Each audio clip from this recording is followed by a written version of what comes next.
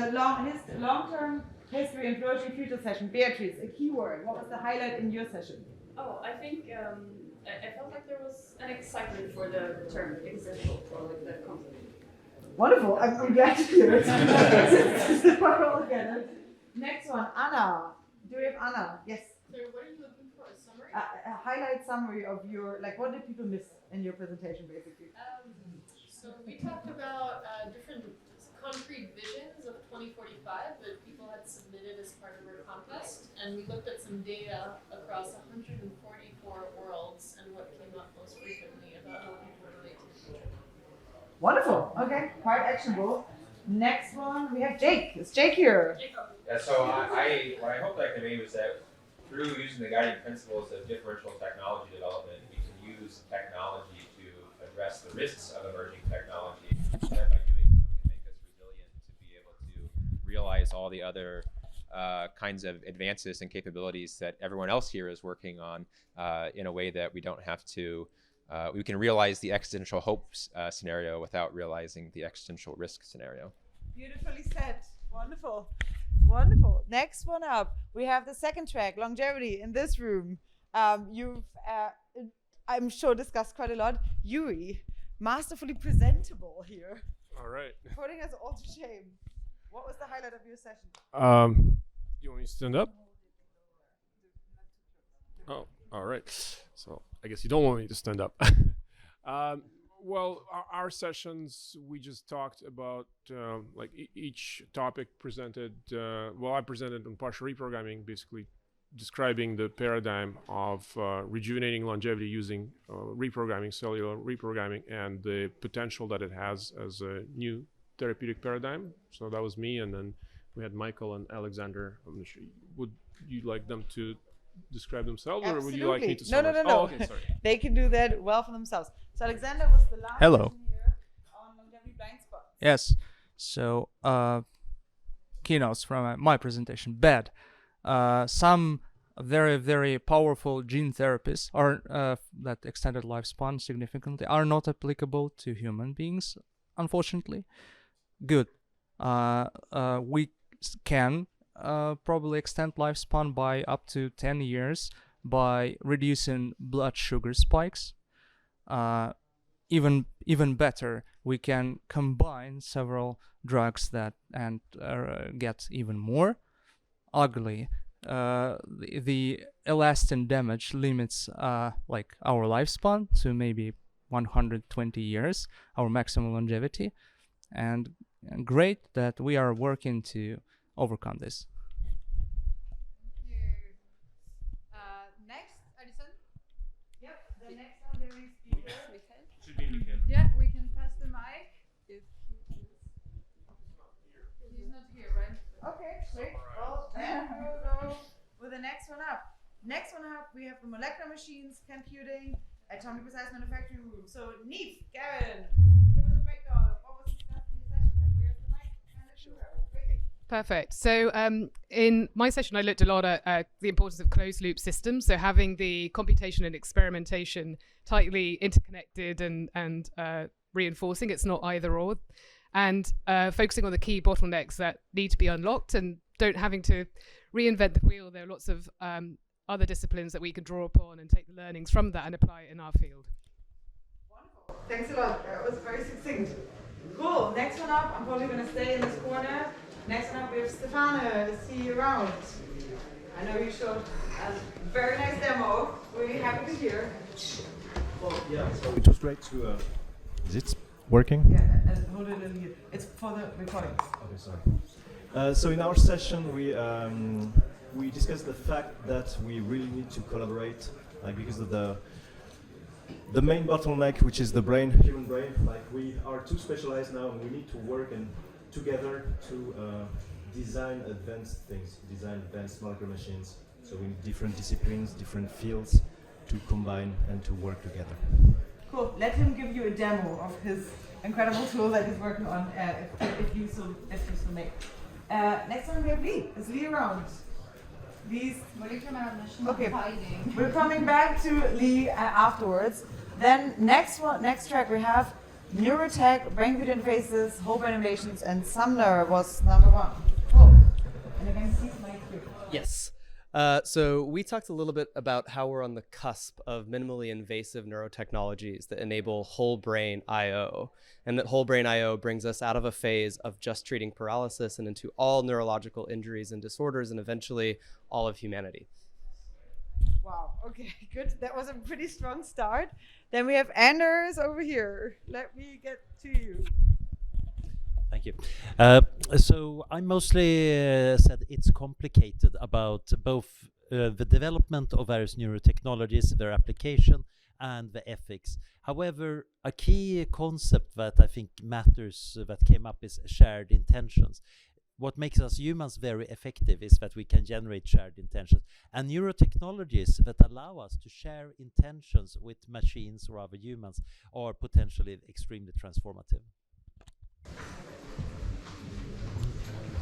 Wonderful. Next one up, Michael. Hi everyone. My talk was about running large-scale neural nets or emulating a human brain in a computer, and looking at it from kind of 3 perspectives. How powerful of a computer is the human brain? So what are we trying to achieve? What's the target? Where are computers nowadays in terms of like ops per second, memory, and interconnect? And what are the trends say we're going?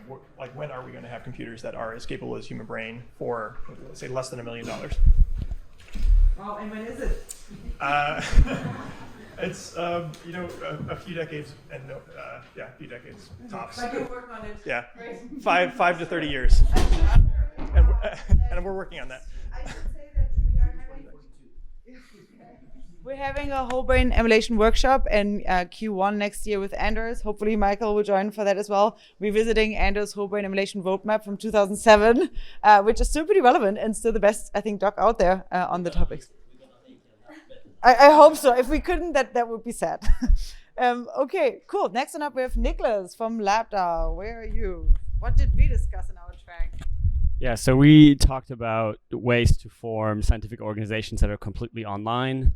We started with talking about the benefits of being a distributed scientific team, and then the challenges of how can a distributed scientific team access physical resources to still do their scientific experiments. The framework that we proposed was a scientific organization that's online, that has an exchange for physical laboratory services, a process, a curation module, second, that allows projects to launch and then get voted on by the community to have access to these scarce resources, and then 3, a general governance module. And one of the key ideas that I would like to share with the room is the idea that tokens have reduced the cost of entity formation to like the lowest it has ever been, I think, in civilization.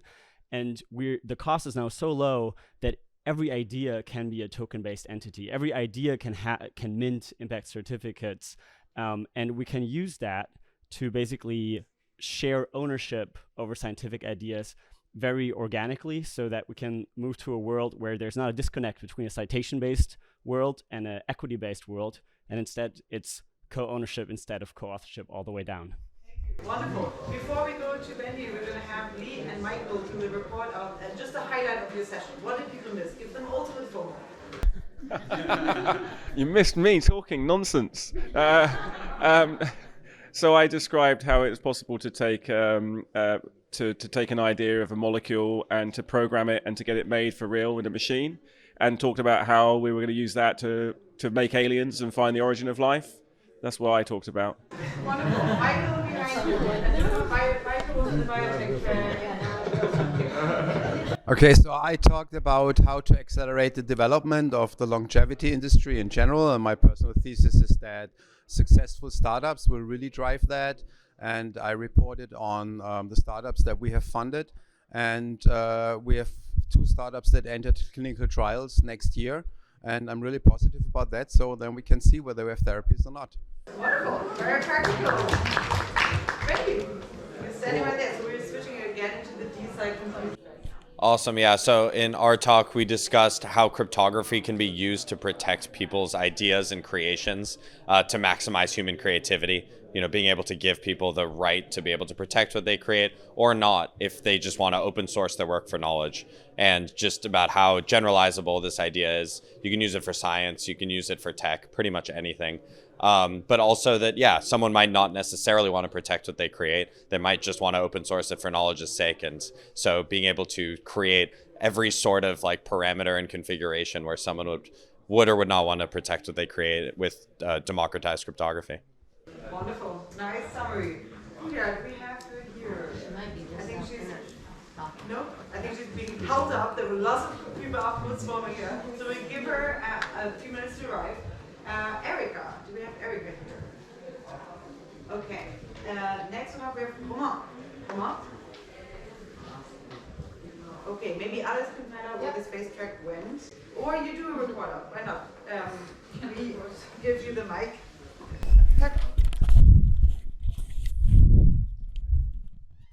So, let's see if a button was pressed. No, yeah. We're recording. Yeah, we're recording. Okay, so in our track, the energy space expansion, we've been talking with Erica, actually, the transdisciplinarity between biology, biotech, and space, and how those two actually fields can mix together, and what are the benefits, what are the success, and what are the bottlenecks. And with Romain Fontaine, we've been talking about the tech trees, and especially about the user experience. Actually, we end up having like a very long conversation about user experience and how we can all collaborate on tech trees. Wonderful. Cool. Thank you so much, Alex. Next one up, we have Mark Ludder. Is he around or is he already at lunch? Oh, here.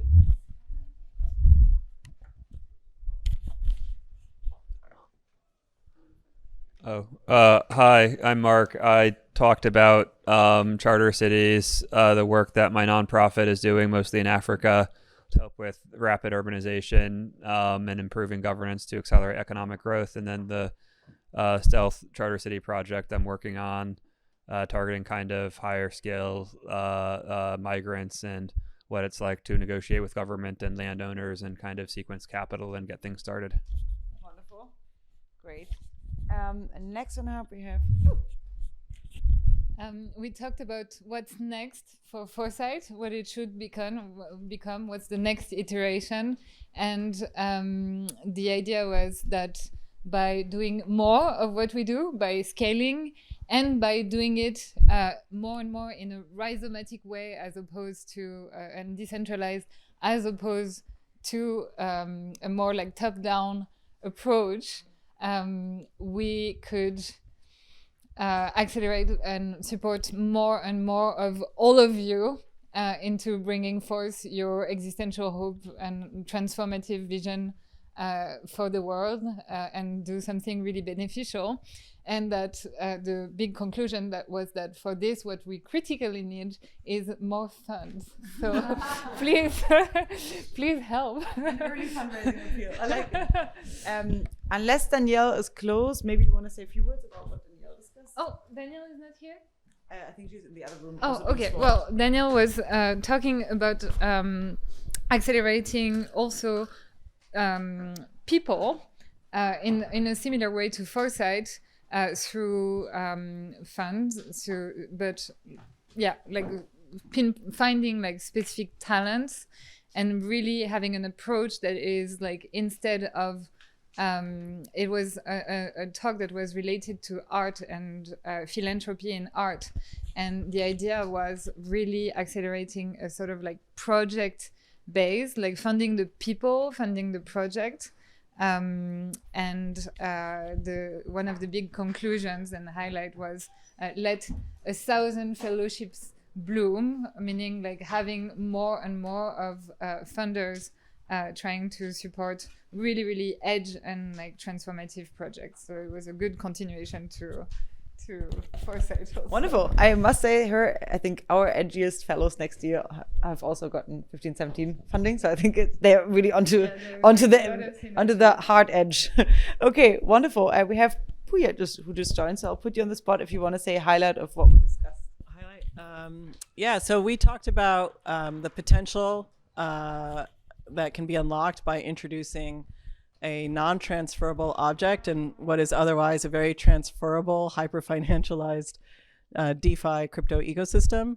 And in particular, we talked about how non-transferable NFTs or soulbound tokens, or alternatively VCs, if you're interested in the VC DID framework, can introduce a primitive into DeSci that helps us disrupt the status monopolies that are very rent extractive and build richer scientific communities that are more cooperative, pluralistic, and distributed, and ultimately build richer decentralized scientific networks that are open and participatory, not just with scientists, but also with citizens, and introduce alternative funding mechanisms that move away from the rent extraction of private funding and the problems of underprovision and public funding towards a third way of DeSci funding that harnesses the knowledge of scientists and also the needs of who they serve, the beneficiaries of citizens. Great. Wow. That was a great summary. Okay, everyone, that was quite a mouthful of a morning. Thanks, everyone, for voting with me.